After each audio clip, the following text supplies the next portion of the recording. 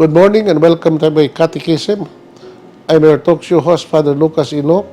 And again, together with me is my co-host, Brad Adam Ampere, the President of the Catholic Faith Defenders of the Archdiocese of Cebu. We are now on the second Sunday of Advent. So, 15 more days to come na lang, we'll be celebrating Christmas Day. No? The birth of our Lord Jesus Christ. Busa, I would like to extend to all our viewers out there, Merry Christmas na lang ninyong tanan, no? And advance also Happy New Year. I hope that your Christmas this year will be a brighter Christmas, will be a beautiful Christmas and meaningful Christmas to all of you members, including the members of your family and friends. Brad Adam, mausa di karon ang atong tukion, no? But before we talk about the gospel reading today, I would like to greet all of you out there, no? Ako na nang gisulti ka ganina, and I hope that the whole world today would experience the joy and peace of Christmas. Let us pray for the whole world, especially in places where there's so much conflict like Ukraine and Russia, Israel and Hamas, and all other places in the world. Din na ay kagubot, na ay kamatay, and whatever calamities, man-made or human-made, or natural calamities. So, this ato, Brad, no, we also experience a lot of natural disaster, calamities, no? Bago pa lang, no, the whole country, from Mindanao and also Visayas region, we were being devastated because of strong earthquakes. No, karon there was a problem, no, what happened to the city of Marawi, no? It's a very bad things, no? The bad thing that happened in that city, no, in the middle of the mass. No, the bomb was exploded and there were many injuries and also death. And hopefully these things would come to have a happy ending despite all these things, bad things that happened to us. We'll be back after this short break. Please stay with us. Okay.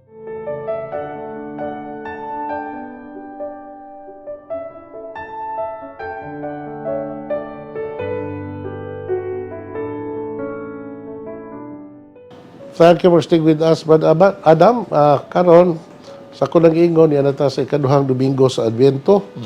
Hinaot nga ang ato mga katawhan naasa nila gitawag og expectant mood nga naman hapit na ang Pasko. So we know, Brad, no, I personally I will always consider Christmas celebration during this month of December as a joyful experience, no, on my part. No, almost all my Christmases in my life, no, I always feel the joy, the peace, because unlike other seasons of the year, kini maong December, Brad, no, focus kita sa maong kasaulugan ang pagkatao sa itong Ginoo. So I hope that I also share the same feeling to other people. That they also would experience the peace and the joy of Christmas. Yeah, Brad, karong panahon na, halimbawa ta, Brad, nga daghan kay mga calamities nga hitabo everywhere in the world, even here in our country. Yun, doon ay nangutanan ako nga, Father, tinuod ba yun nga maabot na ang, umiabot na yun ang katapusan sa kalibutan? My perennial answer to that question is, I don't know. During the season of Advent, our readings talks about the end times.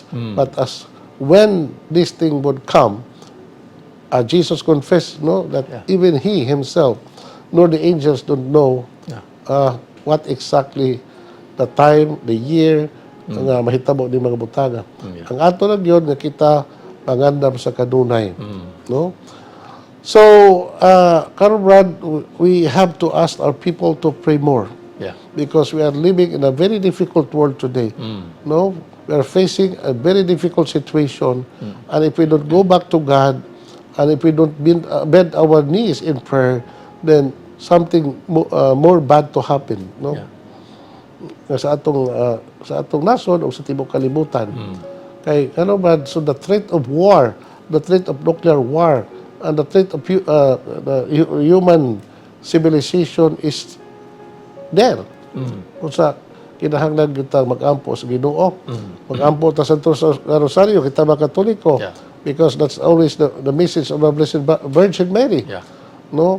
Kining mga gubat, kining katalagbas kalibutan could have been prevented if people would turn back to God Yeah. and ask for forgiveness and do penances sa mga sala nga buhat and pray Yeah. to the Lord. So before I continue, Brad, what message can you offer to our people there? Ako lang ikot kuan padre sa imong message about sa prayer, especially sa Holy Rosary. During the time sa 18th century father, no? Usag gyud sa dakong katalagman katong gisulong ang Rome sa mga kuan, sa mga pagan Turks. Apan during the time ang Santo Papa nihanyo sa tibuok kalibutan to pray the Holy Rosary. So sa yupas kadlawon father, murag gyud mo toy birthday sa Dawn Rosary. Rosaryo ang mga katawhan during the time niya pag sulong na, no? During time sa mga pagan Turks nga sulong sa Rome, wag gyud sila ka-penetrate because of ano kining ang ni-intervene gud ang mahal nga Birheng Maria niya napildi ang mga Muslim Turks niya The city of Rome was saved. Ascribe sa kuan ang kadaugan padre because of the Holy Rosary. Ingon natin nga po itong buhaton father, no? Na yung larong panahon na during war sa lain-lain nga mga nasod, tingali ang Holy Rosary sa Catholic Church may makatabang. Okay, I agree with you, Brad. Yes, No? Father. Na we should not stop praying, no? Okay, this is the only way we can save the world. That's the only way we can also save our souls. Because matod pasmal nga Birhen, no, many have perished because no one prays for them. Walay nag-ampo alang kanila. Naghamakalag nga nahog sa impyerno kay way nag-ampo alang nila. Unya matod pa niya in pati mga kining mga katalagman sa kalibutan, gubat, kagutom og mga kining mga natural calamities, no? Mapugngan gid unta kini kun ang tao mubalik sa Ginoo. Kun ang tao mag-ampo, ya kun ang tao magpenitensya. Kay kining word penance ba dili kay na attractive bro sa atong mga tao, no? Kay people of today, especially our young people, abhors pain, suffering. Kanang suffering, pain, kada Brad, para sa mga batan-on karon Brad, no? Dili kay sila maka-appreciate niya na. Although, bisag kita Brad, no? Talk about pain and suffering, no? Human nature abhors these things. But this is part of our human condition. This is part Correct. of our human life.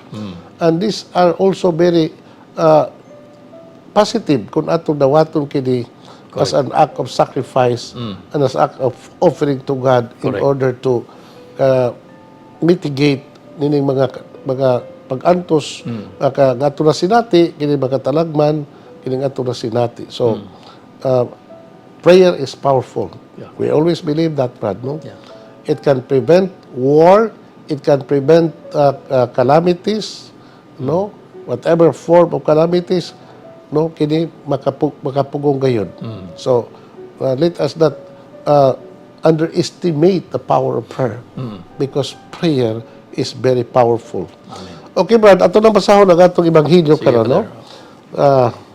The Lord be with you. And with your spirit, A reading from the Holy Gospel according to Mark. glory to you, O Lord.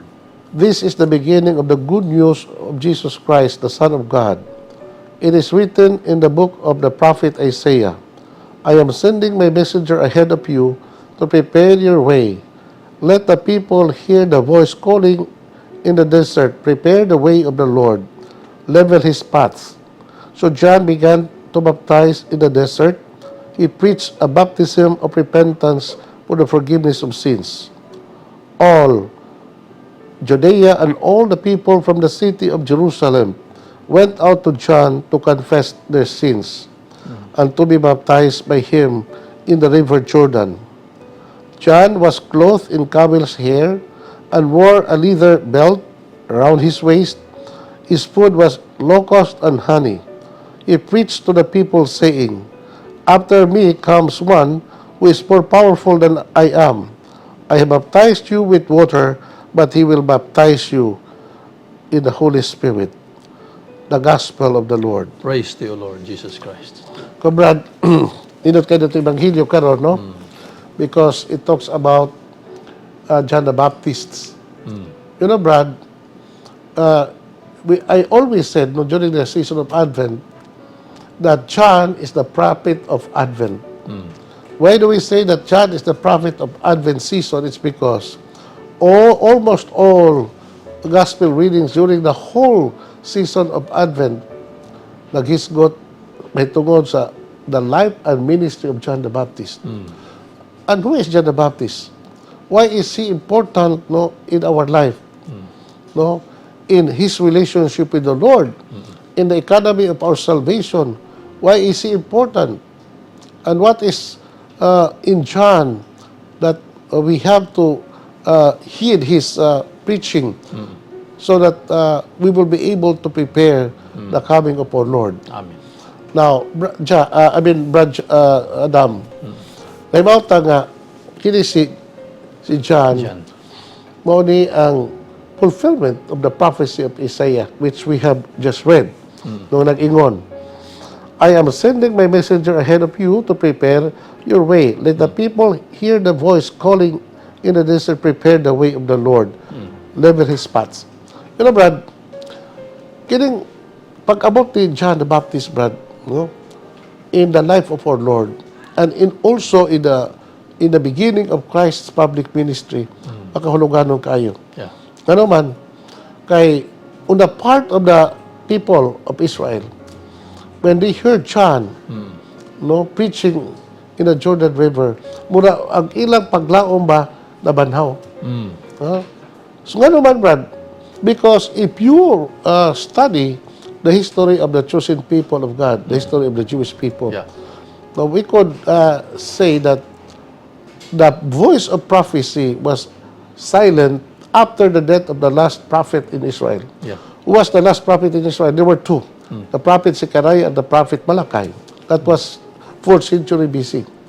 So almost 400 years, no, from the death of the last prophet in the Old Testament, after the coming of John, no, ang tingog sa mga propeta wala na madungog sa katawan sa Israel. Here comes John the Baptist, Brad, preaching the good news of the kingdom, the coming of the Messiah in the Jordan River, muto nga na banhaw ang ilang paglaom that finally they have heard the voice of a prophet again in the person of John. After 400 years. Yes.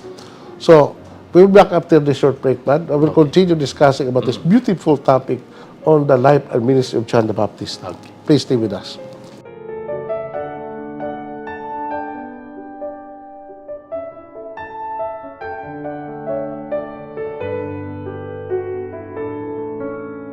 Thank you for staying with us, Brad Adam, ato ng padayon ng atong reflection karon, no? So again, let us talk about who John the Baptist is. So John the Baptist is the son of Zechariah and Elizabeth. Mga tigulang magtiayon, apan tungod kay ang gahom sa Dios bi-intervene sa ilang kinabuhi, God made Elizabeth bore a son. And this son was the future John the Baptist. And we also know, Brad, that according to the account of the Gospel, especially the Synoptic Gospel, Elizabeth and Mother Mary were cousins. So if Elizabeth and Mary were cousins, makakonclude ta nga both John the Baptist and Jesus Christ were also cousins. So ito mga paritir gini sila. Okay. Now, the life of John the Baptist since his birth, no, very miraculous kayo, Brad, no? So we could see that the hand of God is there in the life of John the Baptist. No. Siya gyud ang gipili sa Ginoo, Brad, na mamahimong the prophet of the Messiah. The prophet of the Messiah because he was the one who proclaimed to the whole Israel that indeed the Messiah has finally come. Now, di man magpuyo si John the Baptist, Brad, no? We don't know what happened to Zechariah and Elizabeth, no? When John was born. Yeah. Wala ta kay mao na, no? The Bible, the New Testament is silent about what happened to his parents. But some biblical and non-biblical traditions said that when John the Baptist, when his parents died, so John the Baptist lived in the desert, and he lived among holy men and women in the desert. So why desert is so important in the life of the people of God in Israel? Because the desert is always considered as the meeting place between God and man. That for a person who wanted to encounter God, he had to withdraw in the desert. Because what is there in the desert? Nothing except that there was the earth, the land was barren. There was no human vegetation, no life, etc., etc. So it's very quiet, no, and it's ideal for contemplation. It's ideal for people who wanted to seek God in silence, and that was precisely what John did during his lifetime. He lived in the desert, and he stayed there in the desert until the day that he would come out of his hiding place in the desert in order to begin his public ministry. So really, John was a good man. He was a prophet. He was a holy man. Yeah. All throughout his life, no, he was a man, no, with simple taste, no, and simple lifestyle. Gigon diri ngiyang pagkaon locust and wild honey, unya nagbako siya og panit, og matod pa ang his cloth was in camel's hair. Mao na, Brad. So you could see nga si John the Baptist was really matawag nato nga a mystic, a hermit, no, a holy man. Ano siya? So he really is qualified, no, because God really designed the life of John the Baptist, no, to be the precursor of the Messiah. So ang katubanan sa panagda ni Propeta Isaiah man. So nga sa diha ang mga tao nakadungog sa tingog ni Juan nga magbubunyag, balikod ako nga nabuhi ang ilang paglaom, no, that finally again we have now a prophet in our midst. Ikaw, Brad? Sa kuan padre, gikaan si John the Baptist nga kuan siya kini kalag nang nibalik ni Propeta Elias. Diha sa Matthew chapter 11 verse 14. Kung buot ka mutuo si Juan mao si Elias.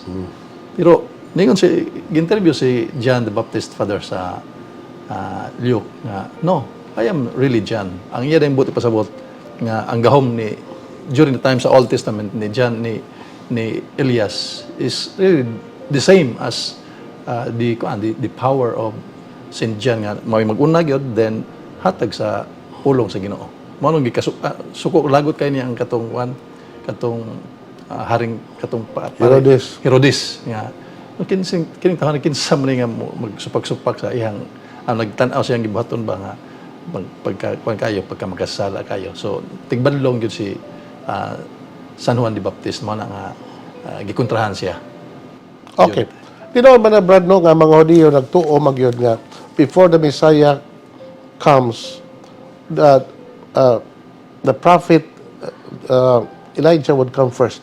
That's the belief of the chosen people. That's their expectation.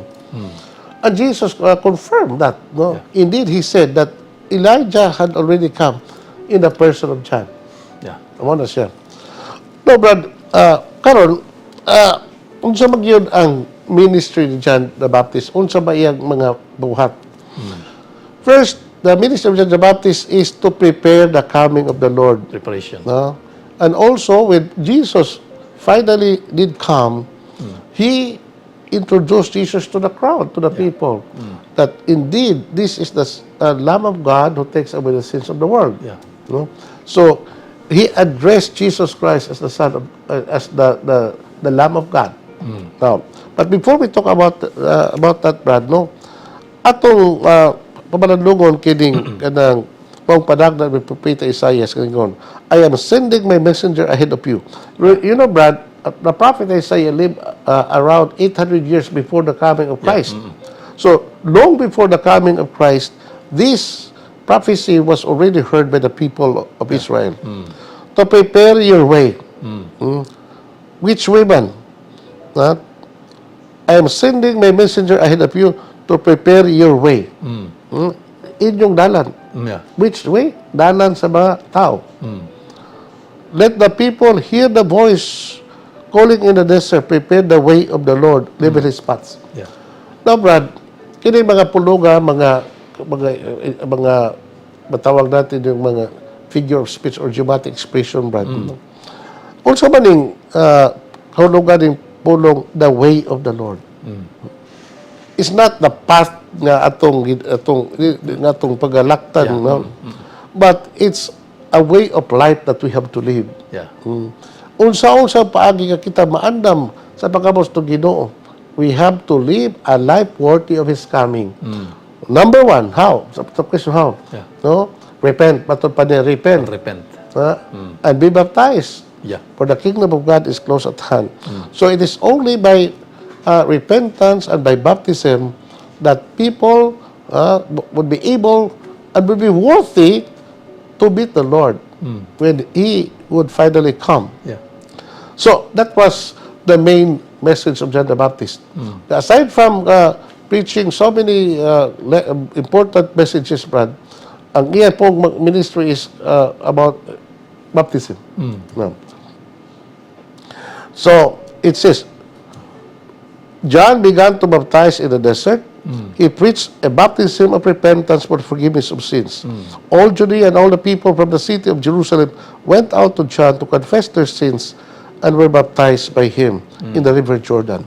No, tanong, why is so important that these things of baptism was being demanded by John? Yeah. Because John's baptism is a baptism of repentance. So for people to be able to prepare themselves to meet the Lord, they first have to cleanse their sins by way of external sign of cleansing Yeah. Through baptism. by water. Yeah, by water. So, katong bunyag ni John, Brad, no? Pamilya na sa mga Hudiyo. Kaya kini mga Hudiyo, good Brad, they know what baptism is. No? Because they're very fond of what you call rite of cleansing. Yeah. In every circumstance in their daily life, they have to make the rite of cleansing, washing their feet, washing their hands, and washing their whole body. Kaya para nila, Brad, they are unclean. But we talk about washing, but this is not about hygienic practice, no, in order for a body to be clean physically. But it's more of ceremonial act of doing things in order to emphasize that they are really confessing their sins and they are really make an act of penance so that they would be cleansed from their So sins. during the time sa Old Testament, Father, wala sila yung nga bunyag nga true kuan. Kanang bunyag, Brad, normal na kanang a rite of baptism is a rite of cleansing. It's one way of doing what we call rite of cleansing. So when they enter the temple, they always do the rite of cleansing. No, when a person is unclean because he was able to touch a dead animal or whatever, he has to make a rite of cleansing. So this are form of baptism is one of the rites, no, that people in Israel ordinary did during their lifetime if they want to be clean before God. And that is what John did to the people. So it's not a sacramental baptism, but it's an ordinary rite which the people of Israel really were very familiar with. Yeah. Okay, we will be back after this short break. Please stay with us.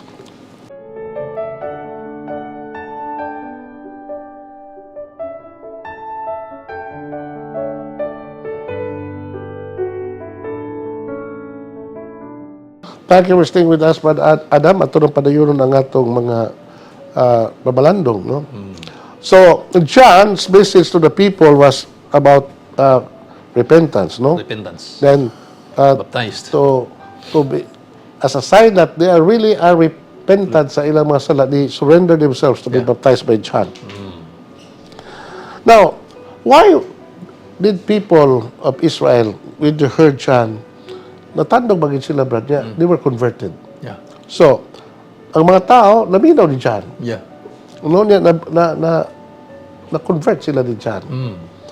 The reason is because John was a holy man. They could see in the person of John that this man is really a holy man. Yeah. Because, matod pa, he really lived what he preached. Yeah. So, his lifestyle, Brad, no, reflects the lifestyle of a truly righteous person. No, no, no. He lacks what we call materialistic lifestyle. He lacks the worldly lifestyle of a person during his time.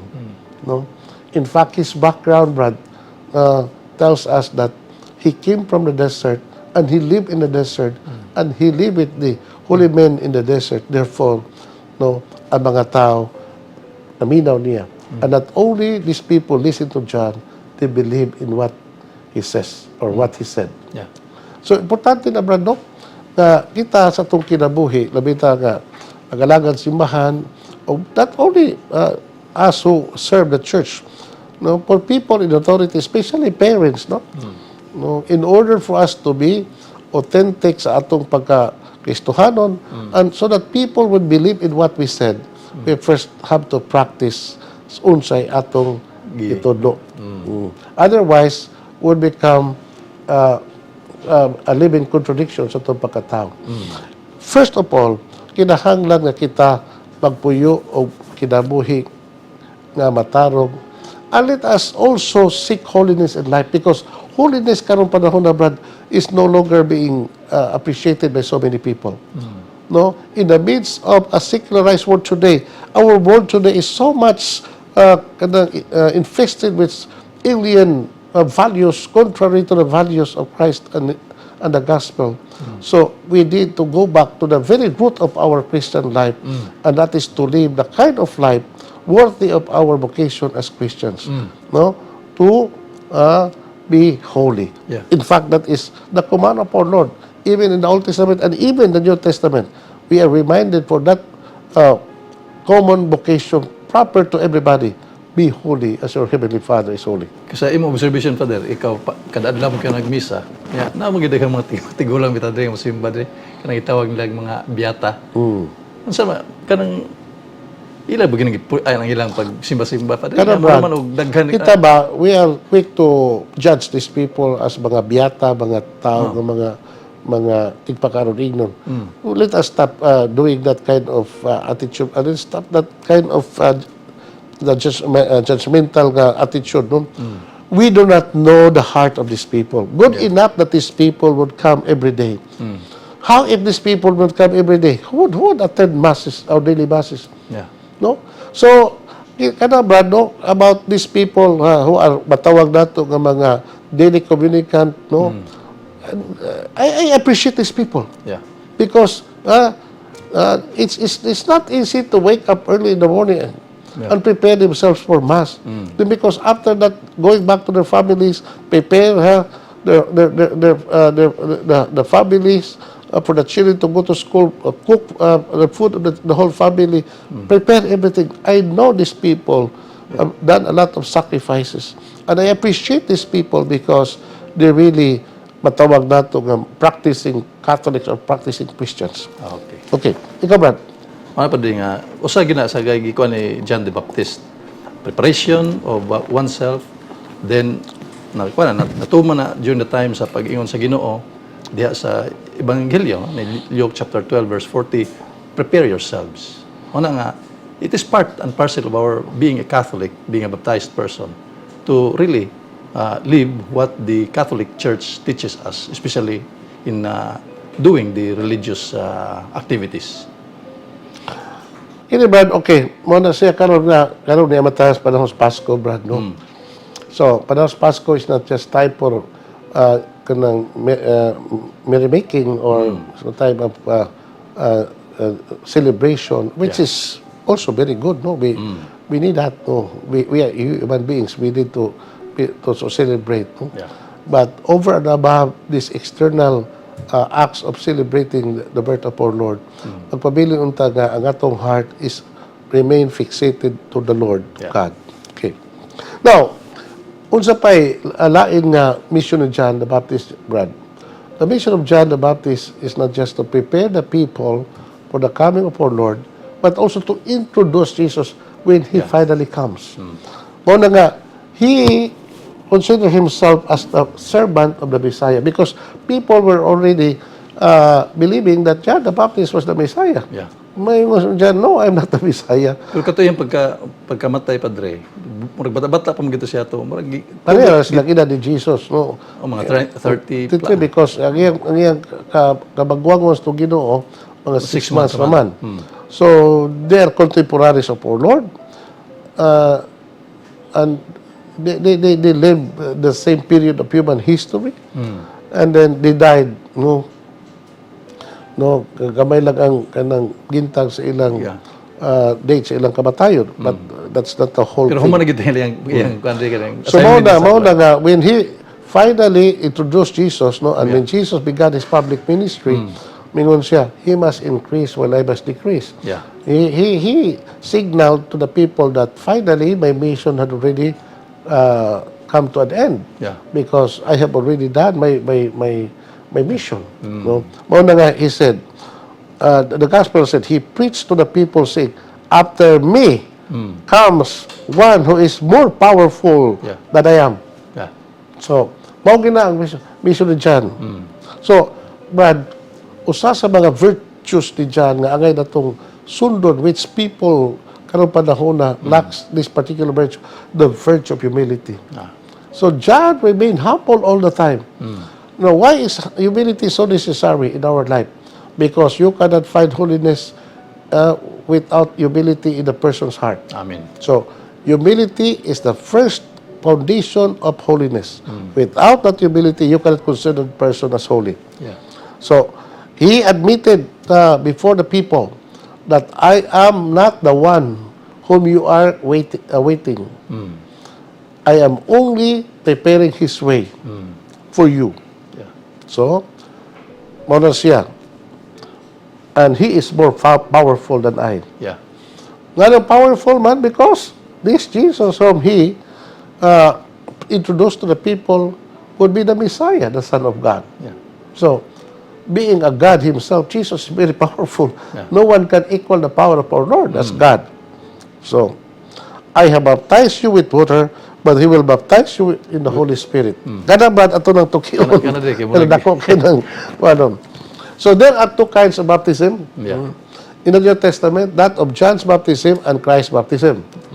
Now, remember John's baptism, Brad, is a baptism of repentance. Repentance. It was not a sacramental baptism. Yeah. But that of Jesus' baptism is superior to John's baptism. Because Jesus' baptism is a baptism by water and the Holy Spirit. And what does it mean? Because in chapter 3, verse 3 up to 6 of the Gospel of John, mingon ang atong Ginoo kang Nicodemus, no? That unless a man be born again by the water and the Holy Spirit, he cannot enter the kingdom of heaven. Amen. So, that statement of our Lord to be born again by water and the Holy Spirit refers to the sacramental baptism that we have to receive in order to go to heaven. Amen. Now, what does it mean to be baptized by water and the Holy Spirit? No? To be baptized by water and the Holy Spirit means that when we are being poured out by the waters of baptism, we are cleansed by our sins, all our sins, including our original sins, and we become a new man, a new creation in Christ. No, that is the meaning of being born again. Yeah. No longer in our human nature, because we already have a human nature in us, but we are born again in the order of the Spirit, in the order of supernatural life, because we now are partakers of the divine nature. So we can now call God our Father, and we become His children by virtue of the sacramental baptism by water and the Holy Spirit. Now, why is the Holy Spirit mentioned in the baptism? Because when we are baptized, we are being, our soul is being, what you call, infused with the gift of the Holy Spirit. So that's why we are sharers of the divine life. Yeah. Because the Spirit that we receive at baptism is the Spirit and the life of God Himself. Yeah. No, and we are being sanctified with that. So, mao na, brad, nga dako kay ng dignity sa usa ka tawo na makadawat sa baptism of Jesus Yeah. Christ. We don't have to be baptized by water, by chance baptism, because we don't need that. Yeah. No? The baptism of Jesus Christ is the fulfillment and the perfection of all baptisms done previously. Yeah. So, mao na siya nga, we no longer need John's baptism, and we cannot compare Christ's baptism with that of John's baptism, because Christ's baptism is superior Yeah. no, in nature sa bunyag ni Juan. And that is the same baptism that we all receive in the name of the Father and of the Son of the Holy Spirit, Yeah. in obedience to the command of our Lord, Yeah. in Matthew chapter 28, verse 28 verse 28, 19. 19 and 20. Yeah. Okay. So karon bad mao na karon ang atong kahimtang as binunyagan. Yeah. We are now Christians, thank God. No thanks to the grace of God that we are baptized by Christ's baptism. And we hope that we live this kind of life, these baptismal promises that we receive during baptism, and then live by it and try also to share the gift of life which you have received by virtue of your baptism, so that others would also receive the same grace that we received. Pero Brad, salamat kayo sa tanan nato mga katawhan, and we hope that they are doing fine in their respective families, and they are doing fine, no, in their day-to-day lives. So the Lord be with you. And with your spirit. And may Almighty God bless you. The Father, the Son, and the Holy Spirit. Amen. Amen. Thank you and good day. Praise the Lord. Hallelujah.